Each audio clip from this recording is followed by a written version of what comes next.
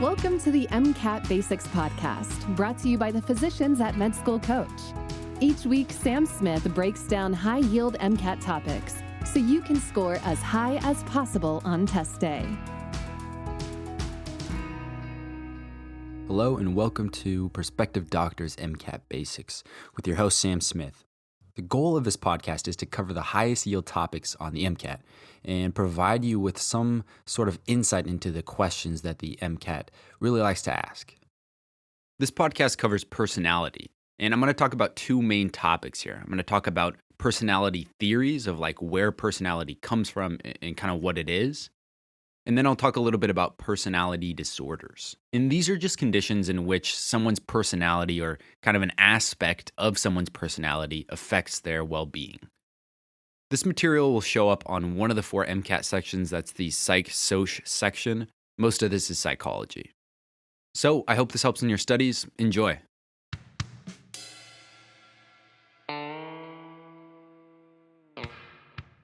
So before we get into the different theories of personality that you should know for the MCAT, I want to first talk about what personality is. How do we even define personality?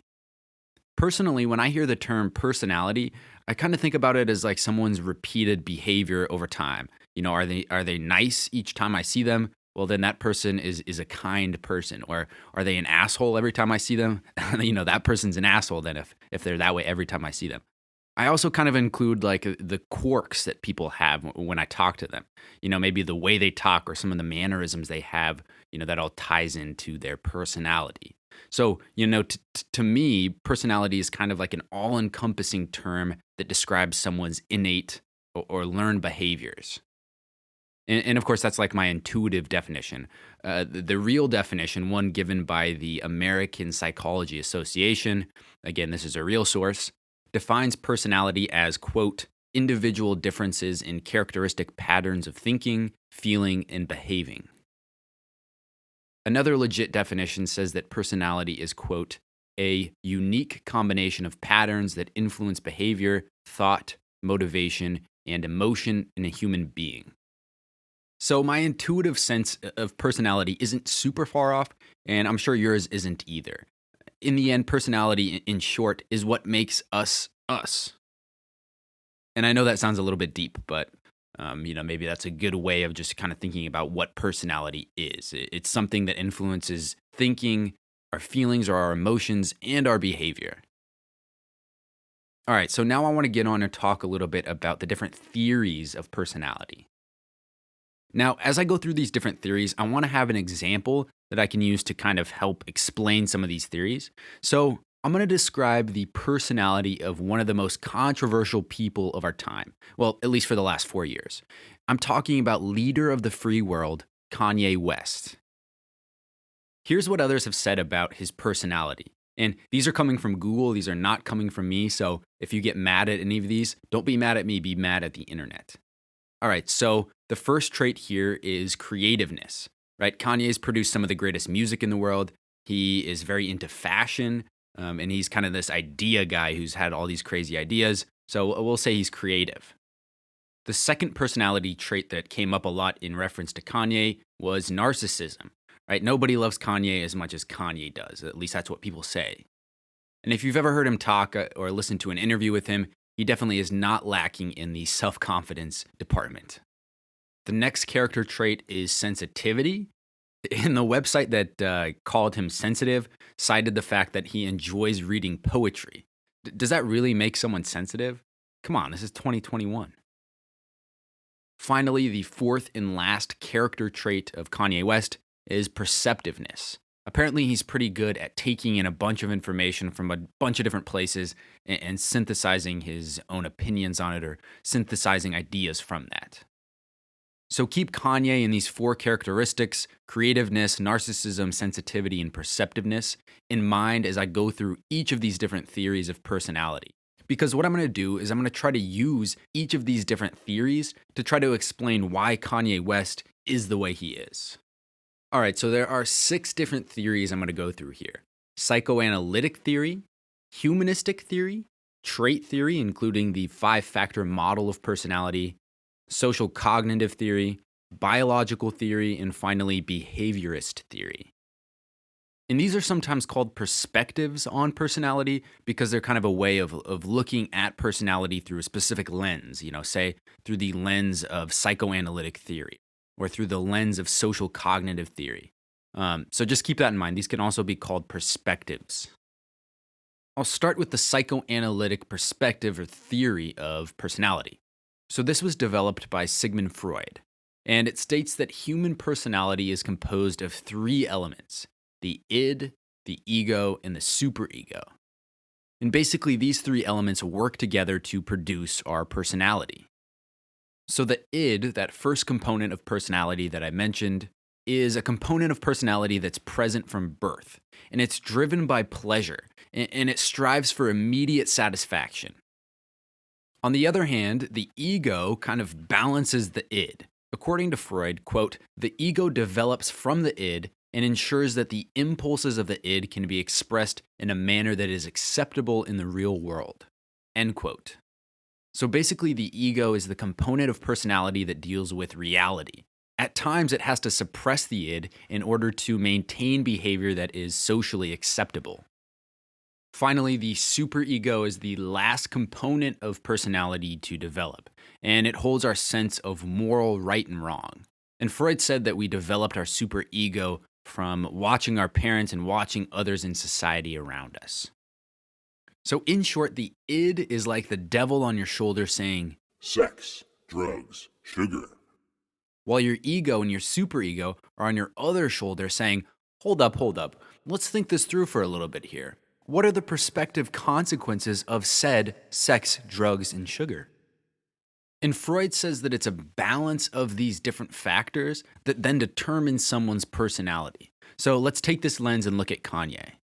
Freud might say that Kanye's narcissism comes from an imbalance between the id and the ego. He might say that there's too much of that id that's getting through that the ego is not able to suppress.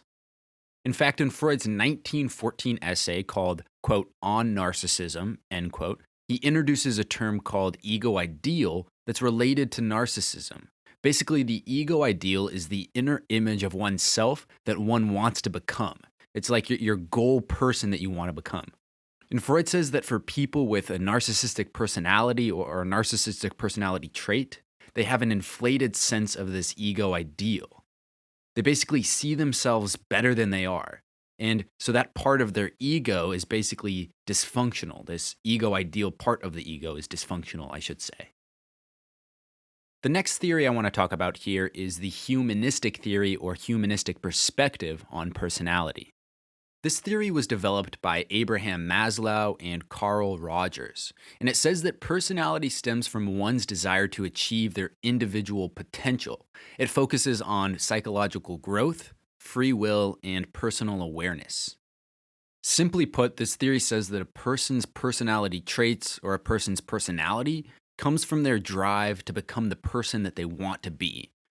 Let's go back to Kanye. So say growing up, Kanye was super inspired by other creative people before him, and he thinks to himself, hey, that's what I want to be.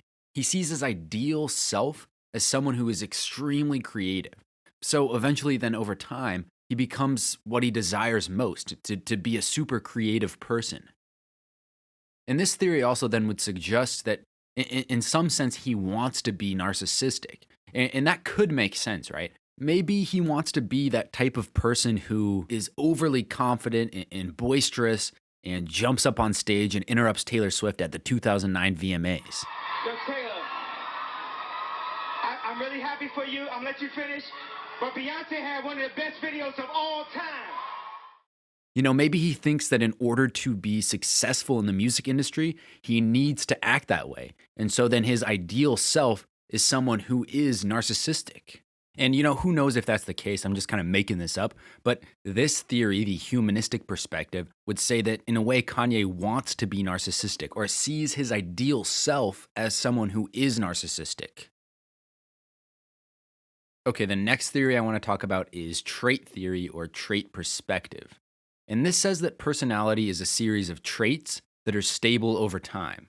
In other words, it says that personality is a bunch of traits that differ from person to person to person, but remain constant throughout a person's lifetime.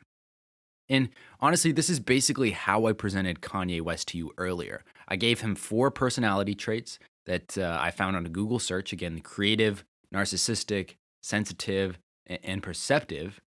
And that allowed you to kind of imagine him as a person and imagine his behavior from those traits.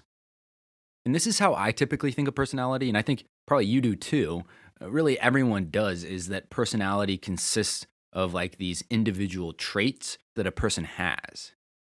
You know, you can take those tests online that will tell you your personality traits from a series of questions or whatever. So I think that this is kind of almost the most popular perspective of personality. And again, trait perspective says that personality can be separated into individual traits that are stable throughout a person's lifetime.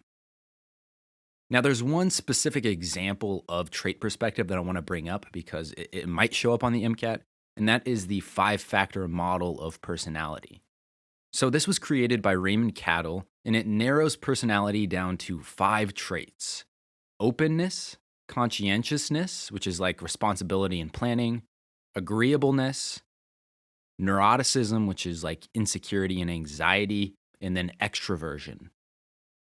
For the MCAT, I'd just be aware of those 5 different traits. You know, I could see it asking a question about which of the 5 personality traits from the 5-factor model does person X have in the passage, or, you know, do the test subjects have in this passage.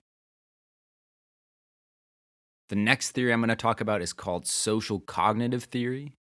This theory was developed by Albert Bandura and says that personality is developed through social learning and cognition, which is thinking and judging. Essentially, it says that personality is developed by watching and learning from others and then choosing to either emulate that behavior or to not emulate that behavior. And I think really the big thing here is the emphasis on the fact that someone can either choose to emulate the behavior or not.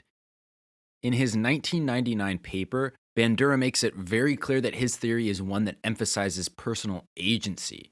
He says it's not like individuals have no control as to whether or not they're picking up certain personality traits that they see. Quote, in the agenic socio-cognitive view, people are self-organizing, proactive, self-reflective, and self-regulating, not just reactive organisms shaped and shepherded by external events. People have the power to influence their own actions and to produce certain results, end quote. Let's apply this view to Kanye's personality in the context of his sensitivity. The social cognitive theory might say that a loved one that he admired a lot, like maybe his dad, was sensitive, and that at a young age, Kanye decided to adopt that trait. So, you know, he saw his dad acting sensitive. I don't know, maybe his dad also liked poetry and likes romantic comedies and candles. And so Kanye recognizes this and says, wow, I really like this trait. I want to be like my dad. And he decides to emulate that behavior and emulate that trait. And thus, that is how he picks up his sensitive personality trait.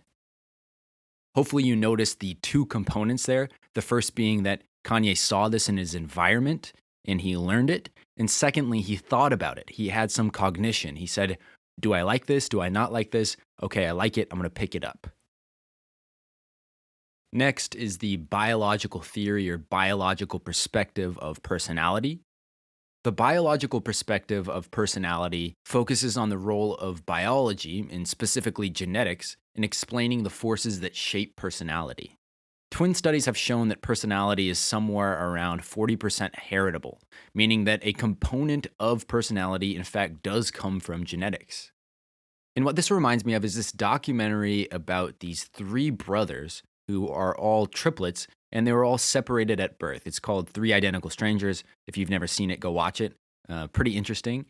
But anyways, what was interesting about it is that these 3 triplets, which by the way are identical, so they share all the same genes, all have very similar personalities after they've been separated from birth.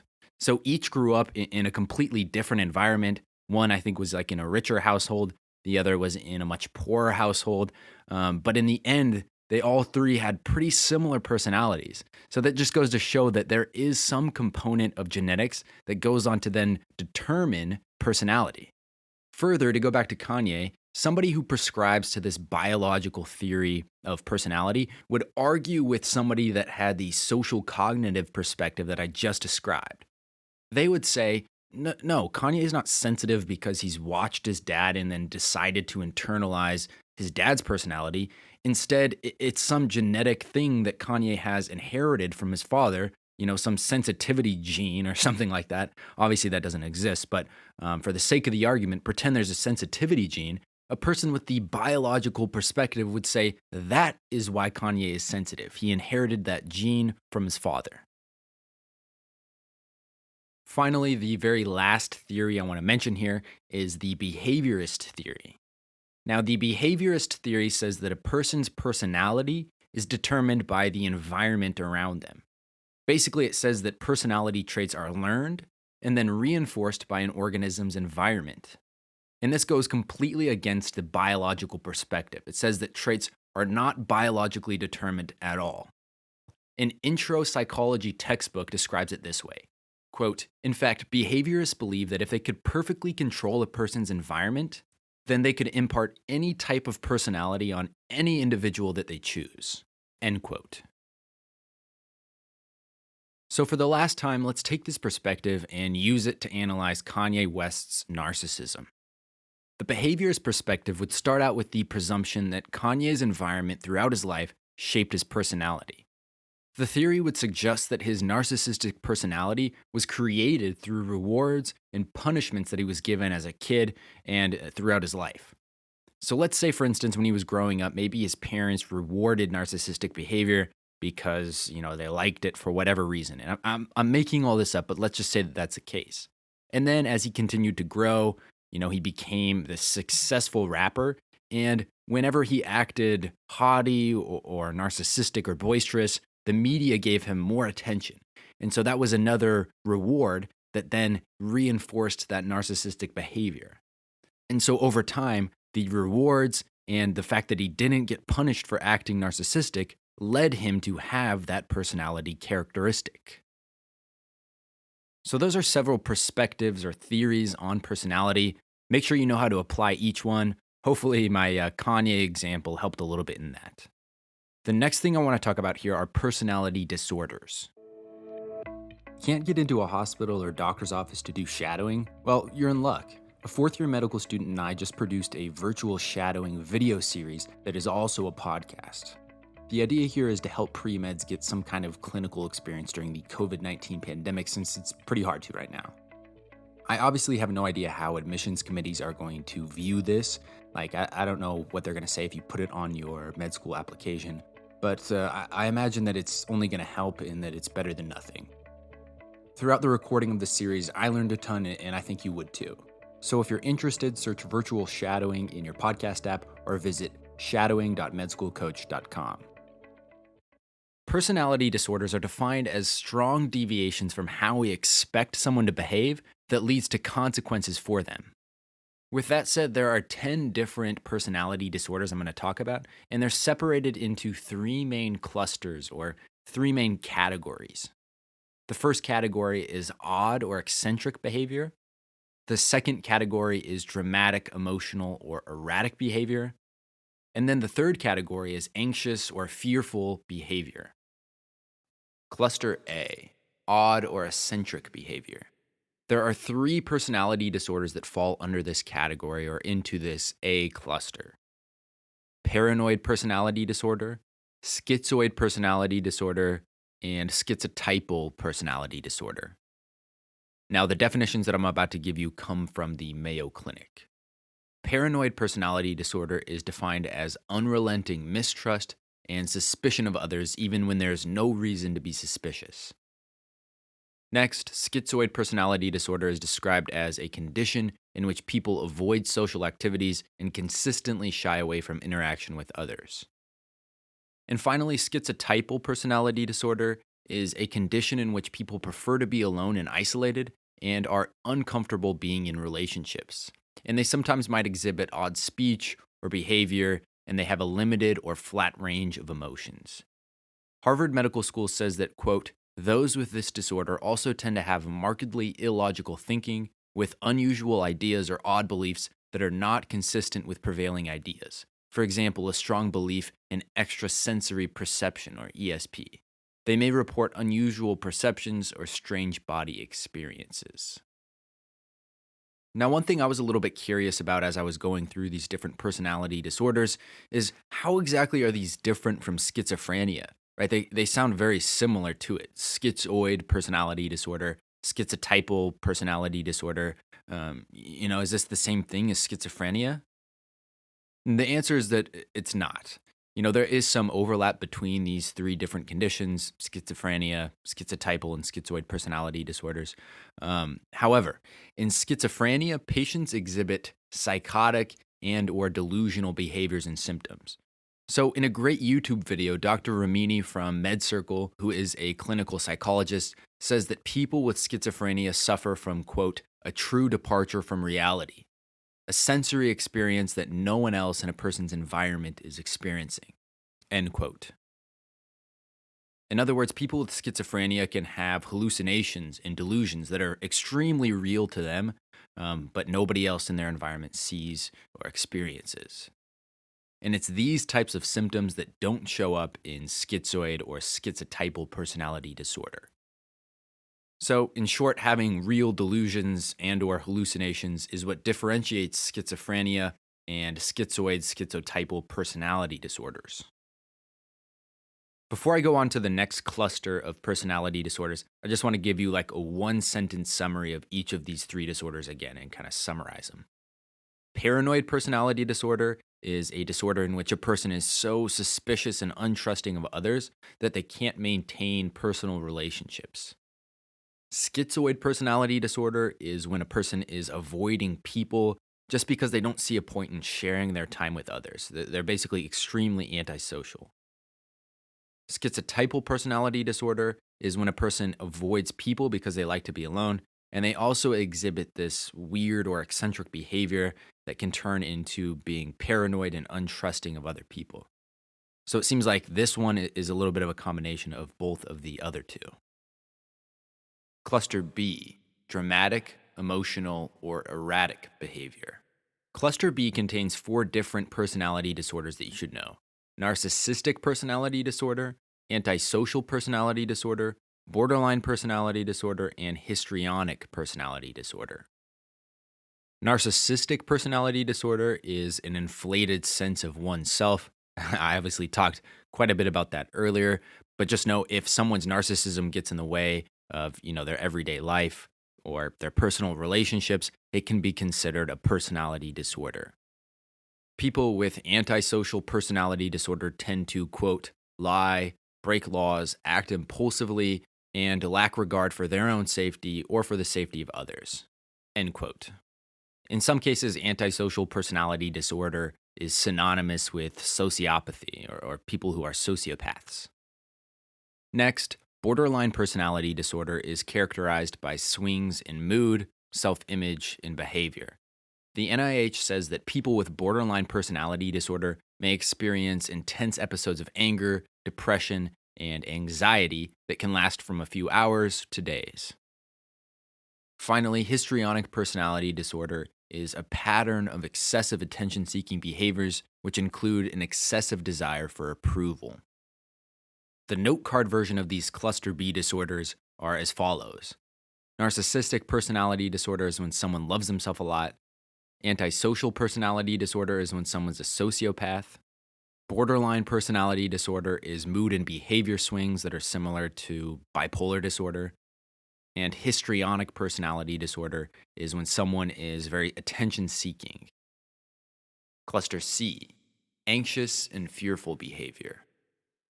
Within Cluster C, there are 3 different disorders to know: avoidant personality disorder, dependent personality disorder, and obsessive-compulsive personality disorder.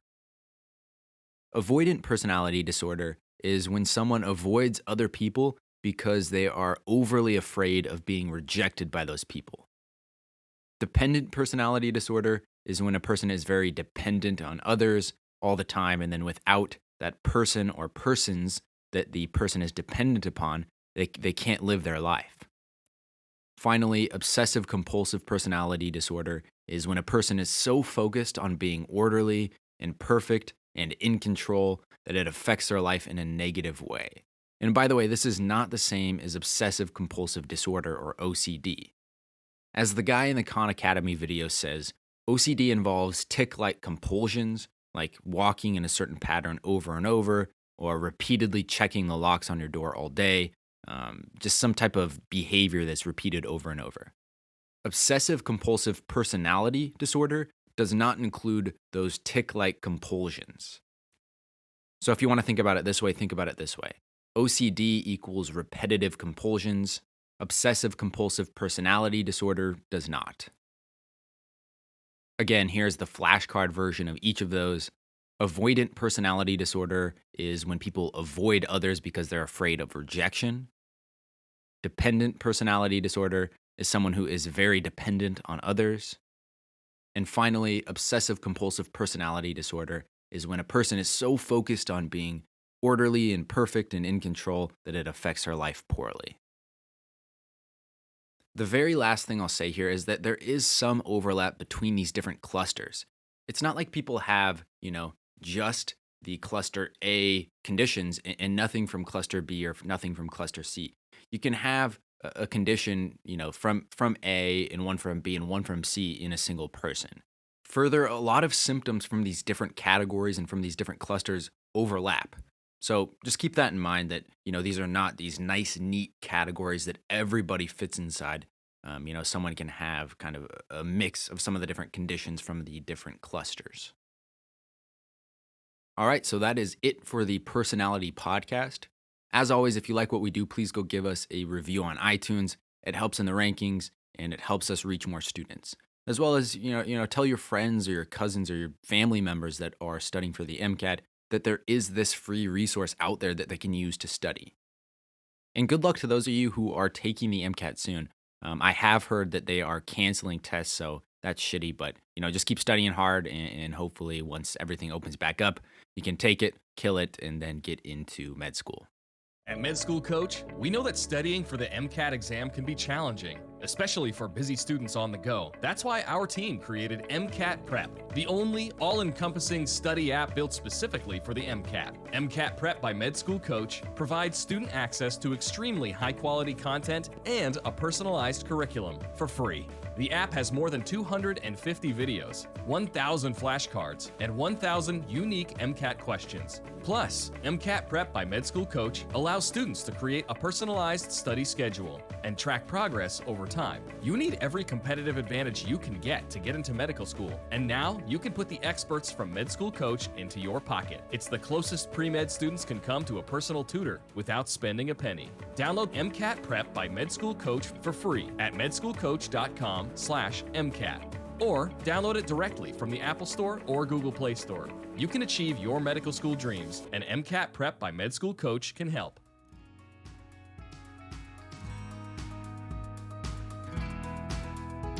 Each episode of MCAT Basics is brought to you by Med School Coach.